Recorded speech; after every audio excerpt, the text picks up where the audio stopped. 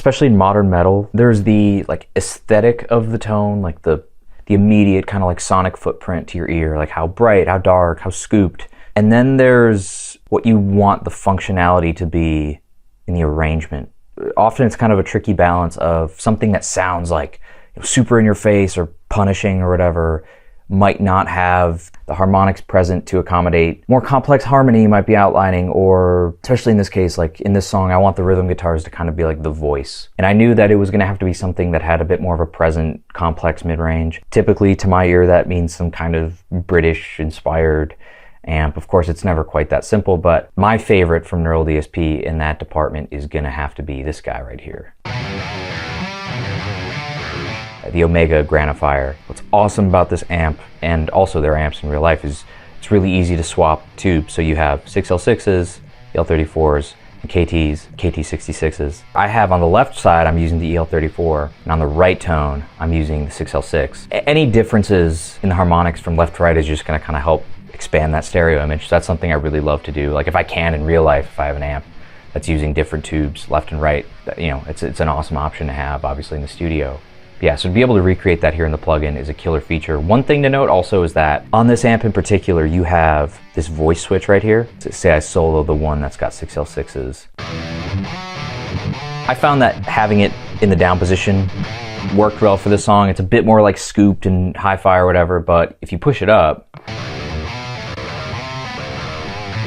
you know, all that like kind of 1 to 3K snarl pops out at you. I liked it having it down, which now, if you know anything about tubes, you can think of the difference between a 6L6 and an EL34 besides having to do with the distortion characteristics. EQ-wise, a 6L6 is usually going to be a bit more scooped and, you know, more bottom and top, and an EL34 is usually going to have a bit more of like a compressed in-your-face mid-range. I kind of like with this amp to work with when it's in the bottom position, the voice switch rather. That might balance well with an EL34, and when it's in a top position, that might balance well with the 6L6. You can mix and match them to taste, of course. So like, I found that for whatever reason with this, I got a really nice kind of separation by having both of them voice switch in the bottom position, so both are gonna be a bit more kind of scooped. And I'm using the EL34, like I said, on the left side and the 6L6 on the right side. Now, I'll play really quickly with I'll open both of these guys up and play with the tubes. So if I make a little loop here, so let's hear EL34s on the right. So now they're both on EL34s. Let's go back to 6L6s. Both are on 6L6s. So to me, this balance where 34 on one side, 6L6 on the other, it's kind of a nice marriage. Like I often find, and we'll get into it in a second with mics on the cab, but like any kind of subtle differences from left to right, like I said, it's almost like a psychoacoustic thing. It's just going to kind of exaggerate that stereo image that much more. Backtrack real quick. So right now I'm using, for this main tone, I have the Fortin Cali suite, which I've turned off the amp and the cab section, so I'm only using it here for the boost. That goes into the Omega, which we showed. And then for the cab section, I've turned off the cab section and the Omega. I left on the EQ, although I'm not using it, so we can turn that off. After the Omega, we're going into the Neural 2C Plus suite, where I've turned off the pedals, the amp. I'm only using the cab section and the EQ. The reason for this also is, for those who don't know, Adam Nolly Get Good has done the Lord's work on kind of tracking down the most coveted sweet vintage 30s, and in Mesa cabs they're somewhere between kind of 03 and 04, and in the 2C Plus suite they explicitly kind of state that, you know, one of the cabs is an 04 oversized and one's an 03. So again, when I got this plugin, I kind of knew immediately that it had some of the most killer V30 IRs to play with. So cool thing about these Neural plugins is you can just kind of in series stack which parts of whichever plugin you like. In this case, right, I love the Fortin grind. For those who don't know, it's exact same as a Fortin 33. So I'm really just using this plugin just for the boost. For those who saw the Mesa 2C Plus video I did, as we were talking about, is like when you turn these on, all you're really doing is like pretty aggressive high-pass filter. Now, that usually pairs well with some kind of rectifier or even Marshall-inspired kind of thing, like just feeding those amps a really tight signal is going to keep it pretty tight. So, you know, if I turn it off, a lot chubbier versus just whips it into shape real nice.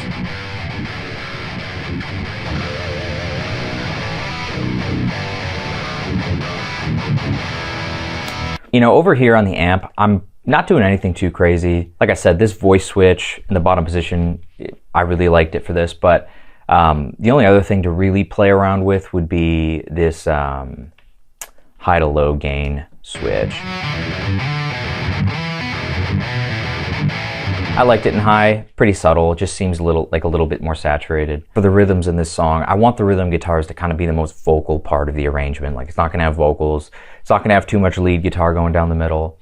And I want it to sound like it's kind of, you know, jumping out of the speakers and exploding out of the speakers. And, you know, maybe the next thing to talk about would be when dialing in a rhythm sound. When it comes to the general EQ profile, your cab is gonna be the most kind of, when I say cab, I mean cab and mic. Filtering that goes on the amp. That's usually going to be the most obvious, drastic set of boosts and cuts that applies to the amp. But what's cool is you can kind of take two approaches. You can go with like a bit more of a modest, warmer amp sound and then get the brightness and presence back with the cab and mic setup, or with the opposite, which is what I went for here, which kind of feels like a much brighter, more explosive amp sound that's kind of being tamed and like held down by the EQ profile of the cab and mic. And the result feels like, I mean, brace your ears, but you know, if I turn the cab off, I mean, listen to how just insane this amp signal is. Obviously, when you take the cab off of an amp, it's gonna sound crazy, but that's pretty over the top. Now, you know, I put it on, pretty balanced. Now, it feels like when you have a darker cab on a really aggressive, bright amp, feels like it's kind of like an animal in a cage that's like screaming and clawing to get out, versus enhancing something that's a bit more modest to begin with, if that makes any sense. Another thing to always note, of course, is like, you know, the marriage between the rhythm guitar and the bass. So here, let's mute the rhythms and hear just the drums and bass for a second. Ahead a little.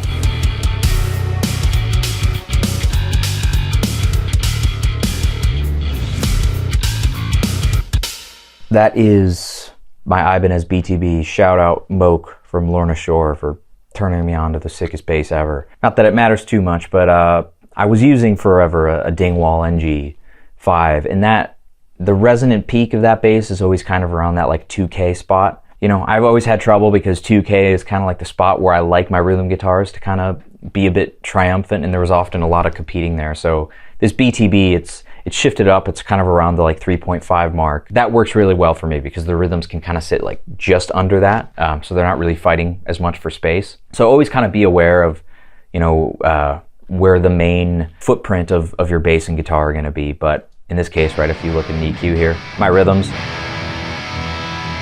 right around 2.2 is kind of like where it's building up. And if you go to my bass,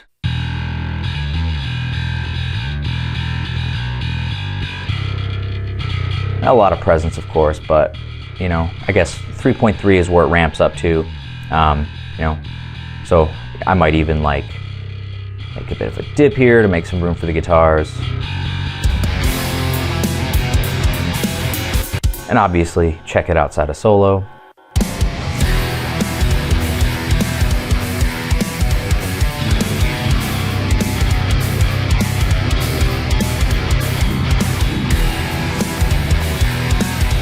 Yeah, I mean, in general, I didn't really feel the need to do too much EQ on that bass. I thought that, you know, they had a pretty nice marriage going on. Let's check out the bridge of this song. So one more thing about the Fort and Grind here. So, you know, as we demonstrated before, this is cutting a lot of low end on the DI, and a lot of guys use this or the Fort and 33 for It's really low tune stuff. For those who don't know, it's this, and the 33 is basically a TC integrated preamp, a TC electronic, which was what Meshuggah used to use back in the day, and it's the best thing for tightening up the front end of a really sludgy amplifier. But people usually think of them primarily for really low tunings, but I find that if you dial the amp to work with it, you end up getting just really good articulation. And the bridge section here, there's some notier stuff that kind of demonstrates that.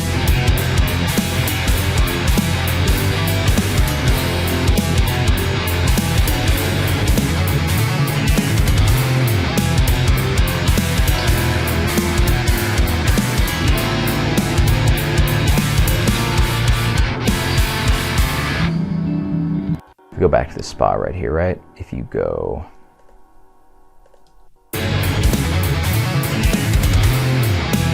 that right there, let's loop that just with the guitars.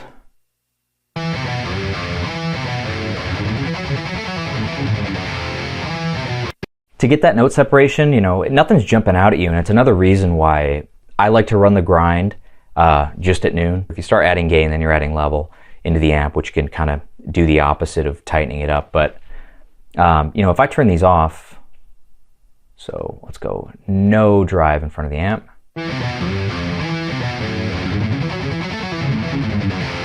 A little less defined than if I were to do this.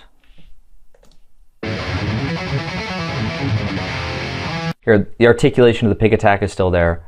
So that kind of it's an always on pedal for me, kind of for rhythm stuff and lead stuff, to be honest. It's just kind of, you know, curating the DI before the amp. After the cab, the final thing is going to be EQ here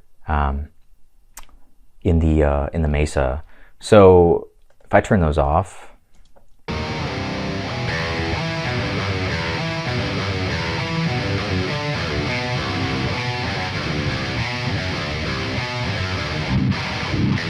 a bit more present in the top end, and kind of following a bit more of what the character is, remember what we were saying about this voice switch, right? Having it in the lower position is naturally a bit more scoop. So I probably, again, countered that one final time here at the EQ with just, you know, boosting 500 I mean, that's really all I'm doing here, is kind of adding a bit more of that, you know, lower to mid-range.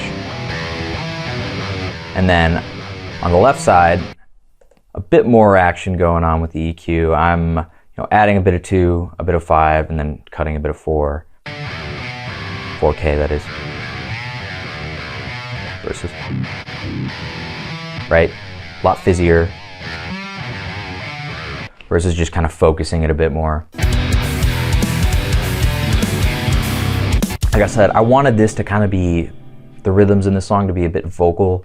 And if it's too harsh and it's too abrasive and they're that present, it can get a bit fatiguing. I kind of wanted to find something that still sounded pissed off, but you know, can be listenable over longer periods of time. I think this kind of leads me to a philosophy thing, and in general, when mixing and dialing in tones. And to me, it's always felt kind of, since I was a kid, like obnoxiously scooped, hi-fi sounding stuff is always going to be super exciting to the ear, but it comes at a cost. It comes at a few costs, you know, ear fatigue, you know, the lack of important harmonic information, balance, all, you know, there's a lot of reasons why that's typically perceived as a bit of an amateur or kind of immature approach. But I think a big reason why we tend to like that recessed mid-range is also because Fletcher-Munson curves and how our ears work. Our ears are going to be most sensitive to the mid-range, and the mid-range is usually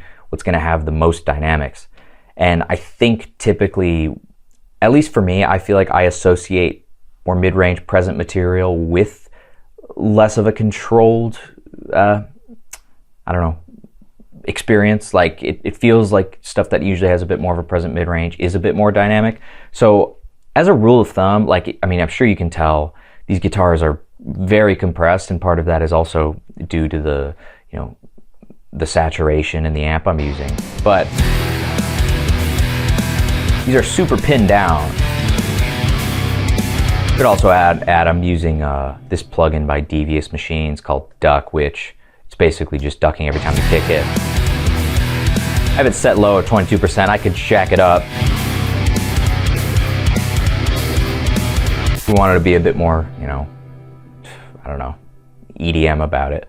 But, you know, I'm doing a lot of aggressive dynamic control here. So as a thing to keep in note, like if you're going to go for something that has a bit more of a prominent mid-range and you still want it to be super modern and tucked in, just kind of experiment with, if you're going to go bolder with the EQ in that area, maybe play with pinning it down a bit more aggressively with dynamic control to kind of keep that modern flavor on it. The very last thing on the whole mix in this situation would be, you know, I'm going through some hardware, and here on the master bus I have this SPL iron compressor, and I have this, it's a passive EQ that's emulating kind of again, some top and bottom, like gentle mastering EQ. So if I turn that off on the guitars, you'll hear that the top ends and bottom end, which isn't really relevant here, but the top end's gonna kind of come down a bit. So with it on,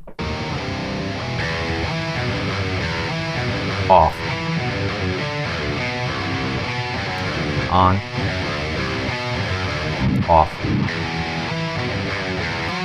So as a general note, be aware of what's going to happen downstream in your mixing chain, like when dialing in top end on an amp, you know, presence, where the EQ is going to be on the mic. Not to say that you have to do what people call top-down mixing or whatever, when you know, you don't have to have any preset EQ, but just kind of keep it in mind. Like, oh, if this tone is just balanced enough, if your mastering or mix bus EQ is going to bring some top end back up, maybe keep that in mind for if you want to compensate anywhere. That gives me something like this where, like I said, you know, the guitar is kind of like the main melody, so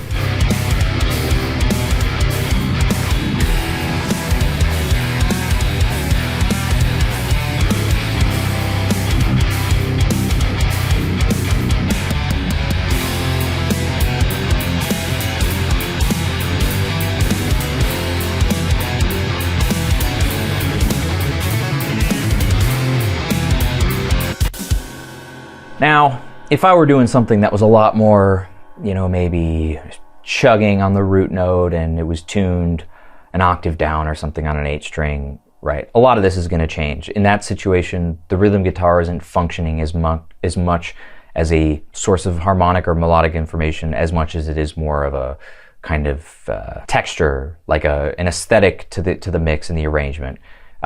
So again, be aware of that sliding scale. As far as these plugins with Neural go, you know, the Omega is a great choice for any kind of super complex mid-range, British-inspired, super raw kind of thing.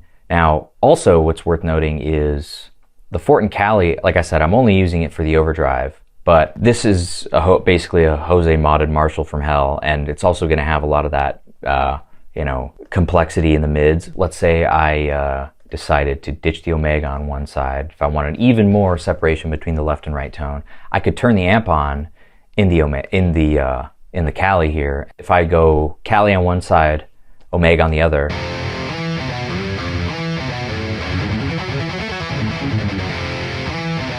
also a really nice sound.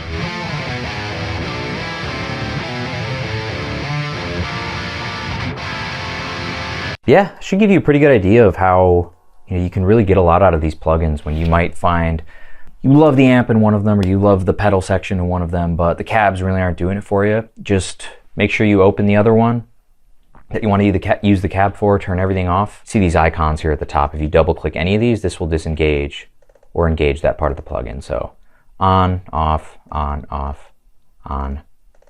etc. So I hope that helps kind of give you an idea of, you know, how you can get the most out of these plugins from Neural. And yeah, it's just a general thing to take away, kind of keep, before you go in making a tone, kind of ask yourself maybe what the goal is with it, where it fits on that scale of, like, you know, aesthetic to functionality. And yeah, if you take the time to understand kind of the individual components of those plugins, and you start to understand how you can get the most out of using them in series on a single chain to craft a guitar tone, it's pretty limitless what you can do with them. Hopefully that helps.